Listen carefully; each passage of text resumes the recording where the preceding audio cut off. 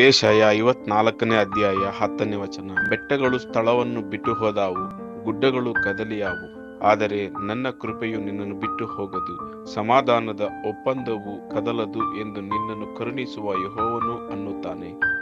Isaiah chapter 54 verse 10. Though the mountains be shaken and the hills be removed, yet my unfailing love for you will not be shaken, nor my covenant of peace be removed, says the Lord, who has compassion on you. यशाया अध्याय 54 वचन 10। चाहे पहाड़ हट जाएं और पहाड़ियां टल जाएं, तो भी मेरी करुणा तुझ पर से कभी न हटेगी और मेरी शांतिदायक वाचा न टलेगी। यहोवा जो तुझ पर दया करता है, उसका यही वचन है।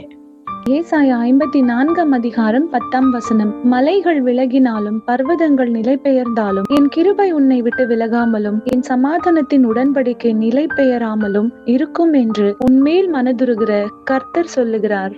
యెషయా 54వ అధ్యాయం 10వ వచనం. పర్వతములు తొలగిపోయినను మెట్టలు దద్దరిల్లినను నా కృప నిన్ను విడిచిపోదు, సమాధాన విషయమైన నా నిబంధన తొలగిపోదు అని నీ యందు జాలిపడు యెహోవా సెలవిచ్చుచున్నాడు.